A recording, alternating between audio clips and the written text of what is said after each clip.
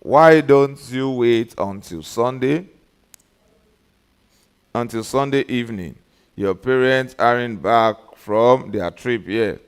I would have, but at any given moment, that, she pointed to the phone in my hand, will ring and you will go running out the door.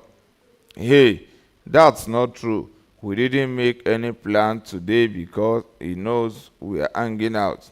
Now, so, does he not bother you that your relationship with this guy has no title, yet takes up so much of your time?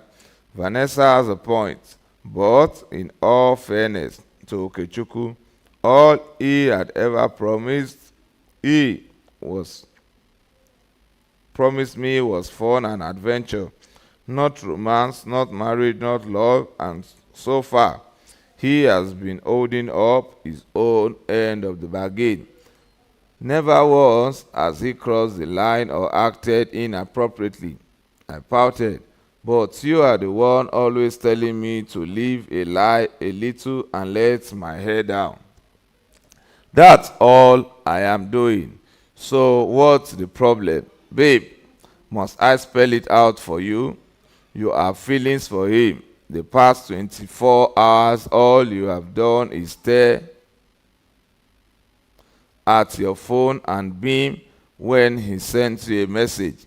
If he doesn't feel the way you do, or is just having fun, you are going to be heartbroken in the end.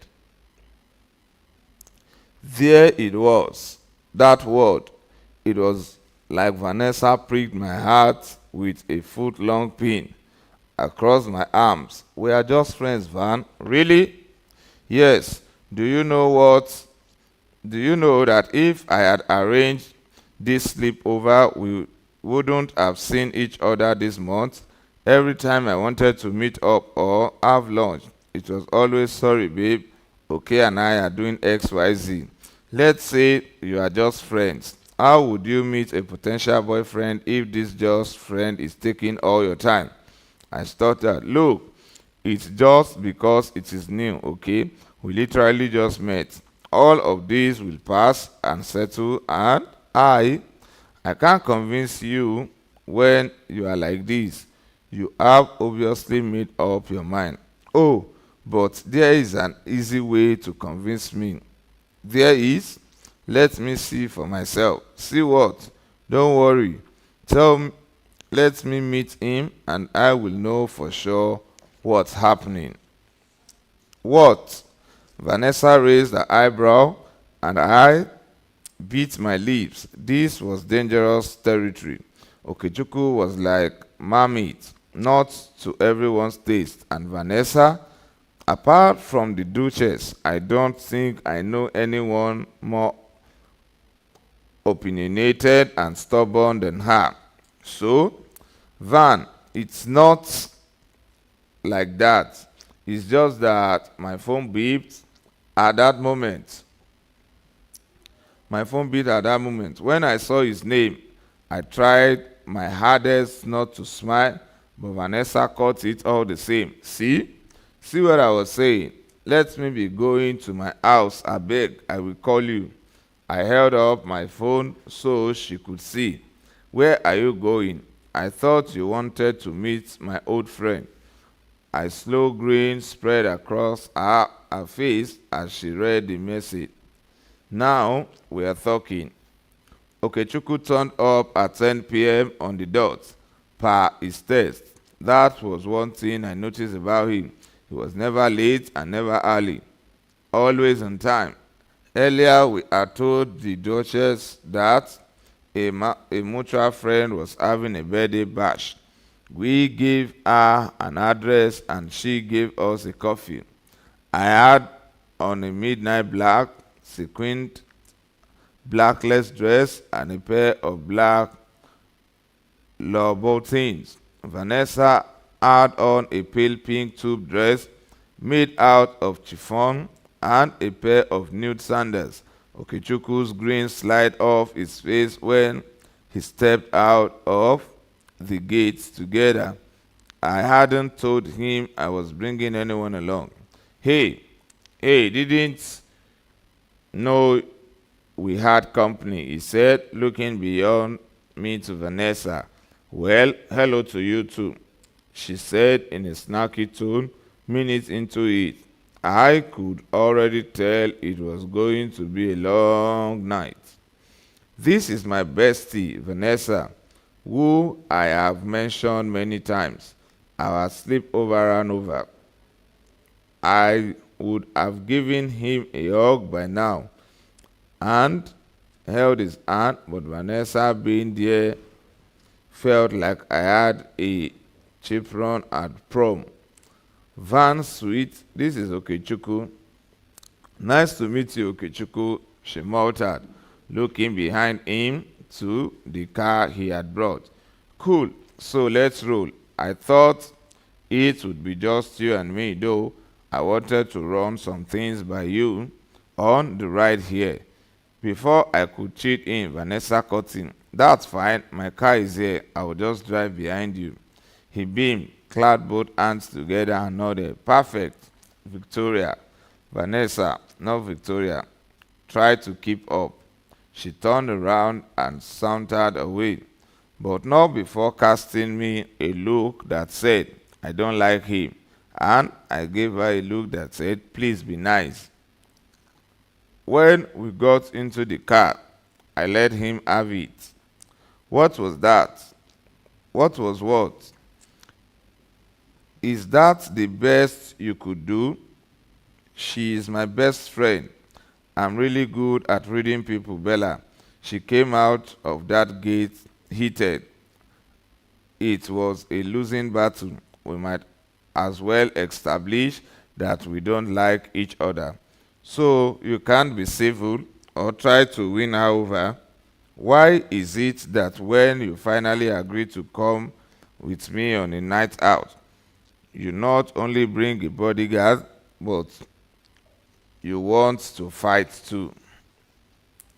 I don't want to fight. Don't change the subject. She means a lot to me. I just want you to be civil to her. That's all. He glanced at me. Sure, I'll be on my best behavior. Promise. Thank you. Any other demand, or are we done? Yes, I smiled. I demand to have a good time. Oh, but you know you will. That night, for the first time since we met, I got to see him in his element. Everybody seemed to know him, especially the girls. Vanessa and I were in the VIP area with some celebrities and artists, most of whom I didn't even recognize, but whom Vanessa knew very well. When he introduced me to them, I was simply Bella every time he said it like that. I felt a sting. I was not my friend Bella, which might have been worse, or my girlfriend Bella, which would have been presumptuous. I was Bella, an untitled hanger-on, the army candy of the day. As he mingled, wading through scantily dressed women and moneyed men, Vanessa and I drowned ourselves in champagne. We found our way to the dance floor, singing along to the jam from the set of the excellent DJ, swaying like drunken bridesmaid at a wedding party. A guy stepped in, different house. In between us, another one partnering with Vanessa. I was too late to care, and I danced away my confusion. What are you doing? Okay's face was unusually stern. I had no idea when he caught in between me and the other guy. What do you mean? I am having fun. He placed a hand on the small of my back, his fingers making contact with my skin, sending shiver down my spine. Are you cold? I shook my head. Why do you have goose pimples all over your body? Why? Why do you think?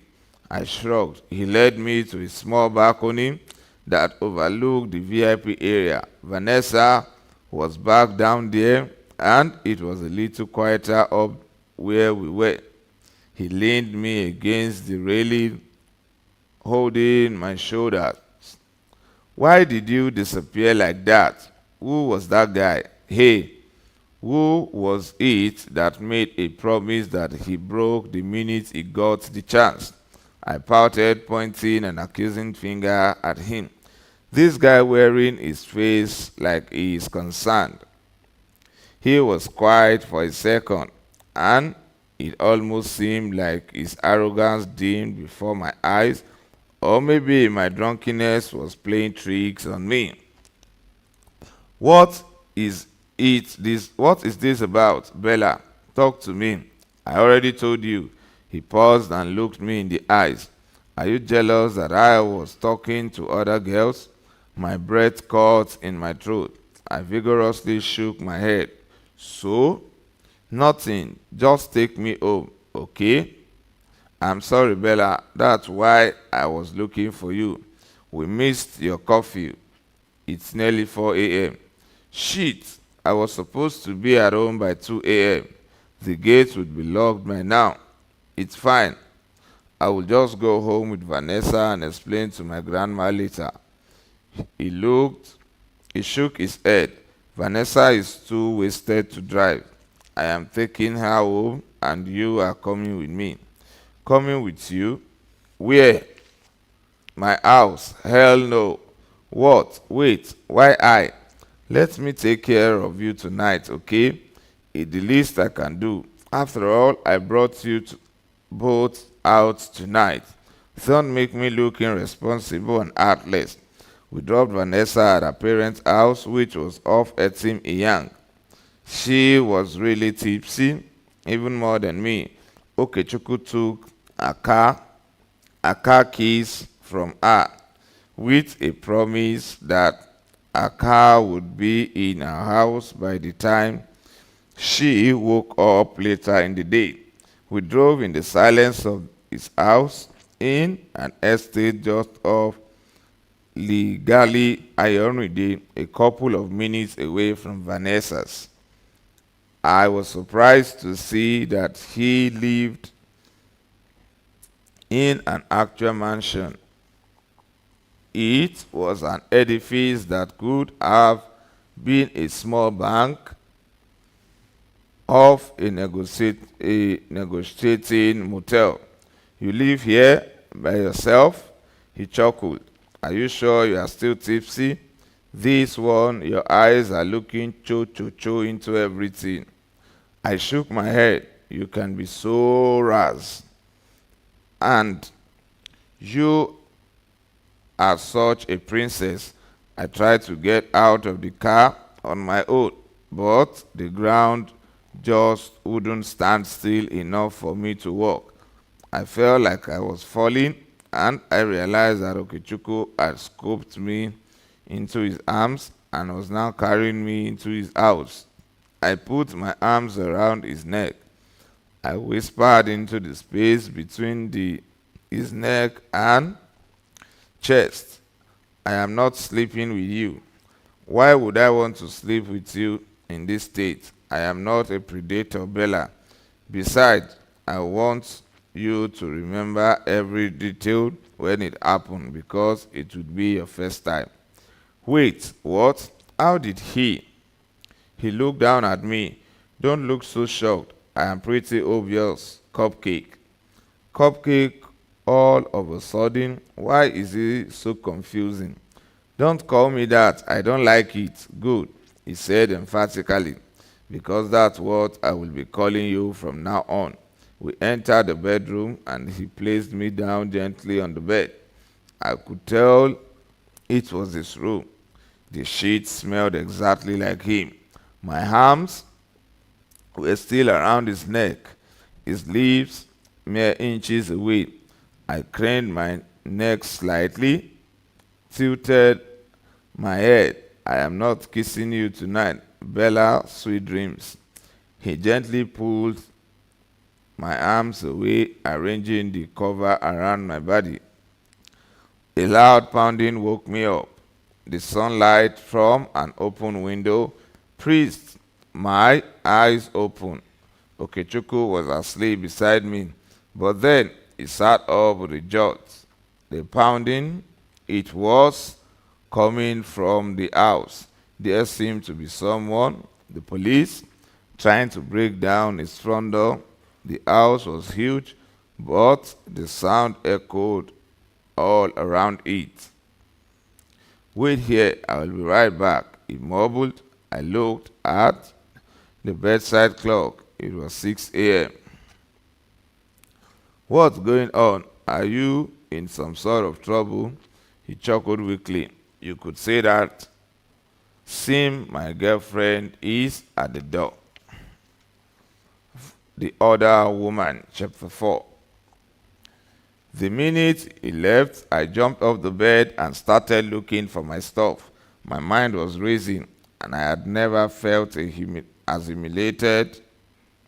I found my shoe beside the bed and slipped them on, grabbed my purse and phone and stood in the middle of the room, waiting. How did he know who was knocking at the door?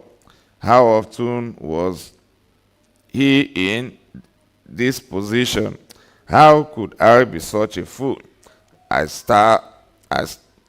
started to hear raised voices. At first, I couldn't make out what they were saying, but then the voice got louder.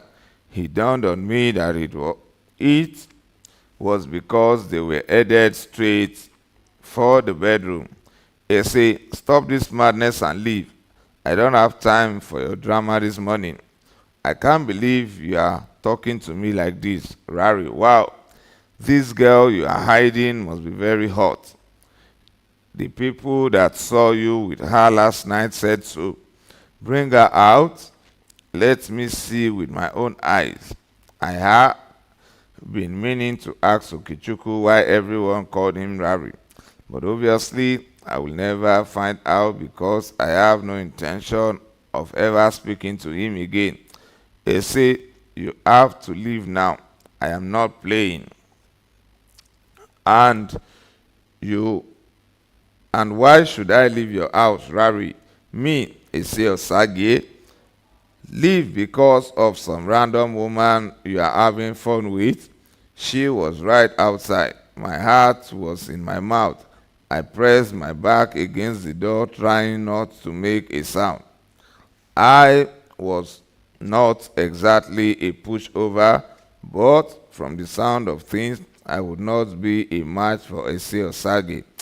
At 5'3" and size 4, a career in kickboxing or wrestling was not a possibility for me. He said, please, just leave. I will call you later. I don't know what you heard, but it is not what you think, okay? And there it is, the truth. It's not what I think, Abi. Oh yeah, open the door. Open it now. The door knob turned. In that instant, I realized that I hadn't even locked the door. Quickly, I shoved the door back and turned the key. She immediately began to pound on it. Come out and face me, husband snatcher. He said, I am not your husband. What the? Just keep quiet. Why are you lying on me? Was it the breeze from your air conditioner that just locked the door? I am not going anywhere today. She will come out and meet me. Okay, you have embarrassed yourself enough. Let's go. I said I am not going, okay? Put me down, oh, put me down. I heard their footsteps fade down the hall. Moments later, the front door slammed shut. I stood there, not moving until I heard a knock on the bedroom door. Bella, please open the door. It's me. I didn't know what to do. I didn't want to face him. I was too shaken up. I made my way back to the bed and sat down, placing my trembling hand on my lap. Moment passed and neither of us said anything. I should have told you about her, he said. It sounded like His head was leaning against the door. I still didn't answer. We met during my first year at the university. She was attractive and fun to be around, and we had a great time together. I was young, I didn't really consider what the future would hold at the time. In my school years, we got into some trouble. It was technically my fault, and we both got expelled. His parents aren't wealthy, so you can imagine the disappointment they felt when their first daughter was expelled from the university. I did everything I could to enroll her in a private university to start all over again. That was 4 years ago. I paid her tuition and all as other school expenses. The truth is, I grew out of the relationship years ago, but because of what she lost on my account, I haven't been able to let her go. She knows this, but she also knows that she has a hold on me and is unwilling to let go. She has just finished her final exam, so I am hoping very soon she will go get a job and we can both move on. There is no excuse for not telling you, but it is not the sort of thing you want to tell someone you are starting to have feelings for. I am sorry. Nothing he said reassured me or made me feel better. I picked up my phone and called Vanessa to come and get me. But I remember that we left our car at the club. I ordered a taxi, and when I confirmed that they were on their way, I opened the bedroom door. He was sitting on the floor, his head against the wall. Immediately he saw me, he sprung to his feet. Bella, save it. I cut him off. I started walking down the stairs and he followed me. Where are you going? Please, can we talk? I didn't answer, I just kept walking. Please, I didn't mean for you to find out this way. I was going to tell you. I waited around. When? After you had gotten what you want from me, right? He looked genuinely hurt. Have I ever laid a finger on you? Need I remind you who tried to kiss who last night and who stopped it? I was livid. The audacity. Oh, how I get it. This was all me, right? I conned myself into getting the wrong idea about us, and I threw myself at you. I am the shameless and desperate one, and you are a victim, right? He groaned and threw a fist in the air, screaming, That's not what I meant. Stop twisting my words. I froze. Okechukwu was arrogant, sure, obnoxious, sometimes, but this temper, I didn't like it one bit. Listen, don't yell at me. Not now, not ever. Why are you mad at me? What did I do wrong? The only mistake I made was trusting you. I hurried down the stairs and made my way out of the gate. My taxi driver called me. He was outside the estate, but he needed a code to be let in. There was no way I was going to call Okechukwu to get one, so I started to walk. Only problem was that it was 8 a.m. on a Sunday. My dress showed my whole back. People were driving to church with their families, judging me. Some men slowed down to try their luck, offering me a lift. I must have looked pathetic. Against my will and judgment, tears began to roll down my face. One of the boulder drivers pulled up beside me. I kept my eyes ahead and didn't look back. Bella, get in, please. It was Okechukwu. I kept walking. He put the car in drive and slowly followed me. I am sorry, I yelled, okay? But I really don't have the patience to deal with this. Please just get in. We are not kids, for goodness sakes. Just leave me alone. We are done. Just go back to your life and pretend you don't know me. There has been enough drama for today. Bella, please. I stopped in my track. Drama? Oh, I am sorry. I forgot this is all about what is happening to you, not what you have done. You are going to but ruin your red bottoms. What? The what? Think about your shoes. They will get ruined. This road are not made for shoes like that. I hate how he always owns in on something that gives me pause. They really were one of my favorite pairs of shoes. Just drop me off at the gate. My taxi is waiting, I said, getting into the car. Do you know that this man drove right past the taxi? I was livid. That was my ride. He had been waiting. I am taking you home myself, okay? This is unacceptable. That man was waiting for me. It's going to cost him and me. He slid through into the cab and turned off the ignition. Wait here. He opened the car door and I did the same. Wait for me, Bella, please. We need to talk. If we are going to end this, let's do it properly. I shut the door reluctantly and watched as he paid off the taxi man. When he came back to the car, he said, Better? I refused to engage him. Just take me home. Stop talking. There is nothing more to say. Bella, there is really no point talking about this anymore than we already have. We are just friends, and it was your prerogative to tell me about your girlfriend. So really it's cool. If it's cool, then why are you mad? Bingo. I turned around in the passenger seat to look at him. I am not mad. I am disappointed, humiliated. I feel like a fool, but I own it. I take responsibility for putting myself in the position in the first place. I never should have gone home with you. It won't happen again, so no need to worry about offending Miss Essay. So, this is really the end. Are you really done? Okechukwu Okonkwo, we never started. I got out of the car, slamming the door behind me.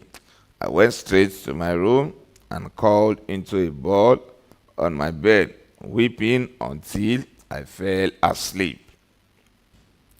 Lover girl, are you still asleep?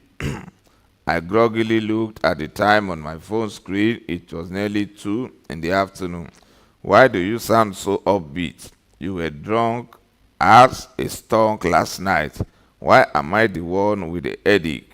Joke's on you because I have a hangover, but I am having a massive breakfast. Creepies, sausages, bacon.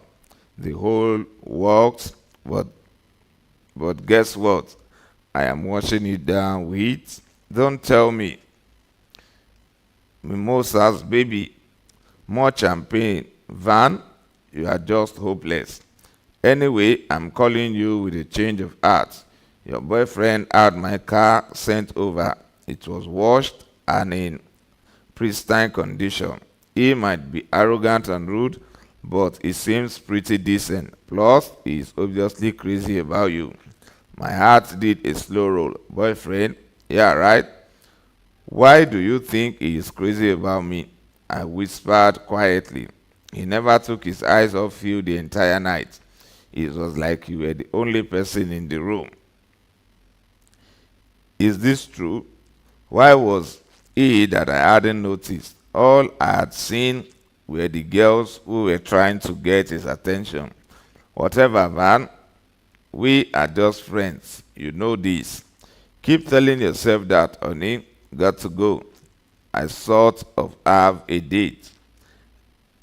Any other day, I would have breathlessly asked who Vanessa was going out with, but I have suddenly lost interest in talking about men.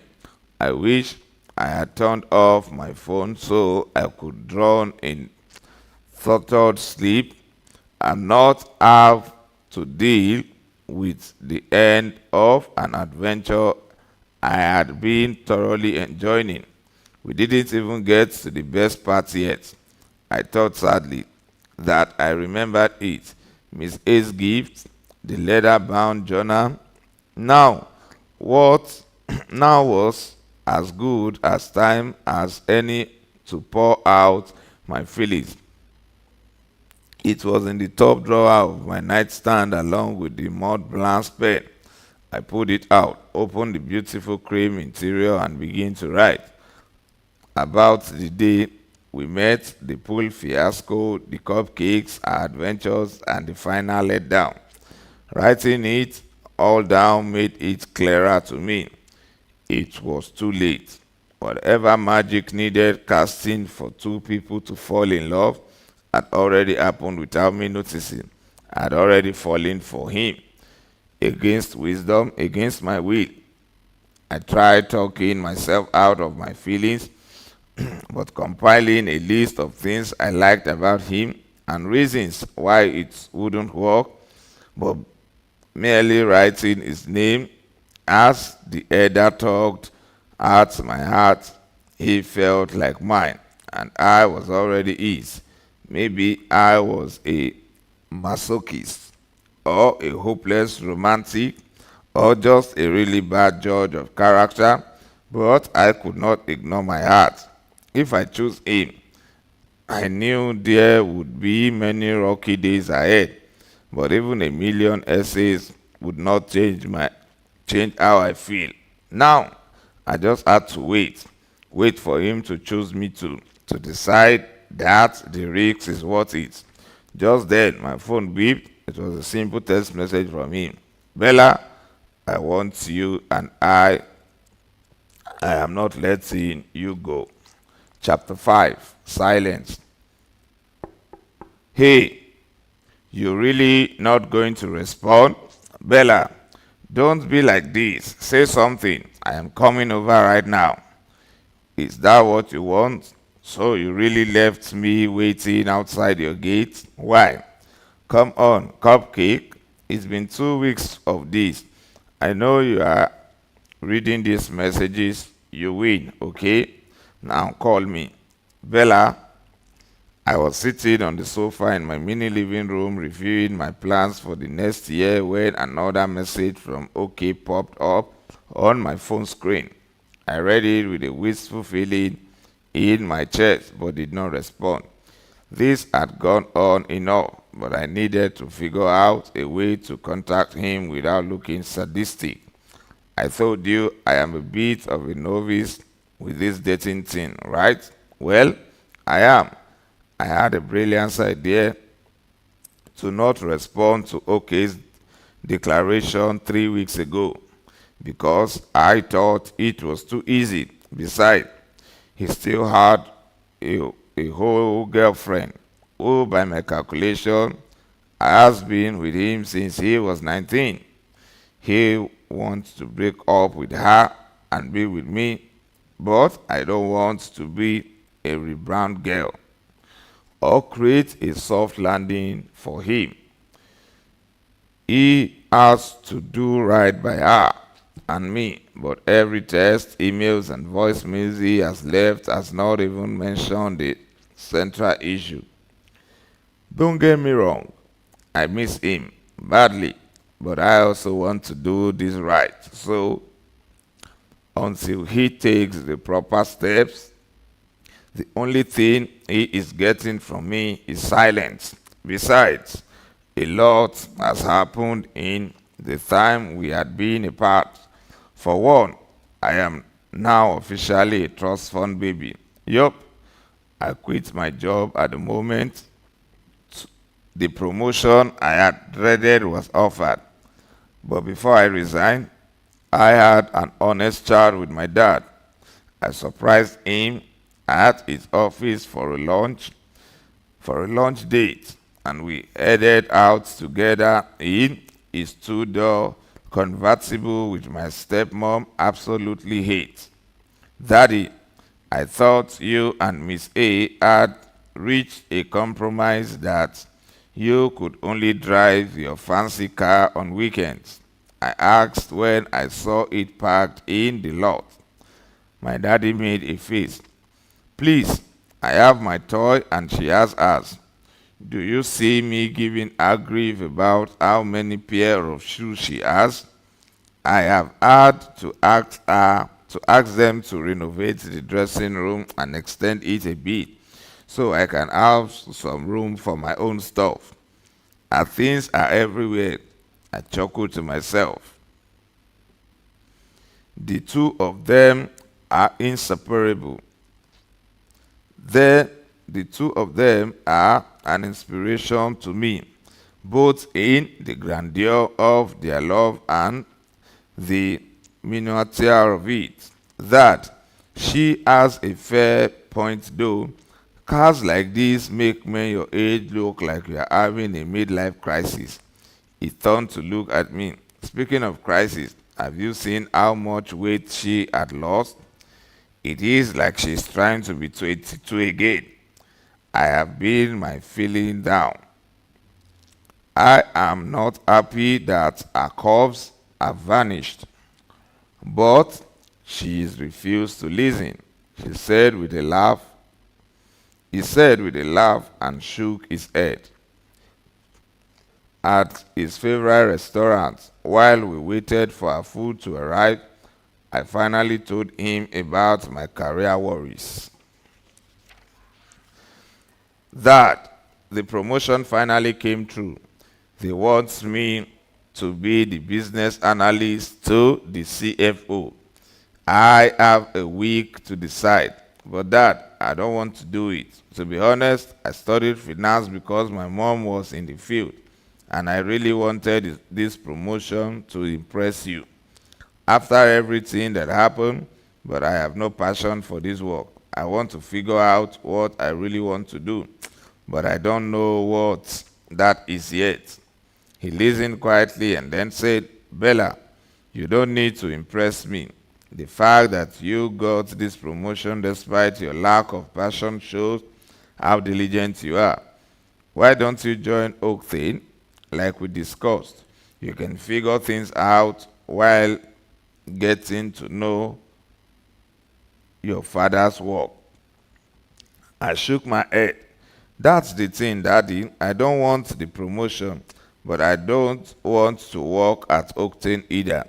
Bella, the last time we talked about your career option, you said you needed work experience, which you have gotten over the last 2 years.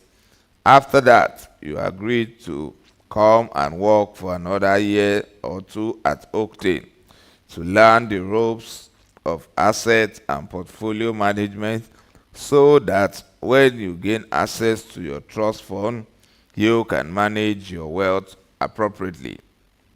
Do you realize that means I will effectively be retired at 25? Bella, you are an Ayo Kensington. You can retire today if you want, but I want to do something meaningful with my life. You keep saying Ayo Kensington wives don't work. I am not an Ayo Kensington's wife. I am an Ayo Kensington's daughter. Okay, for the sake of clarity, let me rephrase. Ayo Kensington women don't need to work. That is so unfair, Dad. So are you telling me Duni can't work when she gets older, but Keaton can? Bella, you can think of my view as old-fashioned and unfair, but I have seen what happened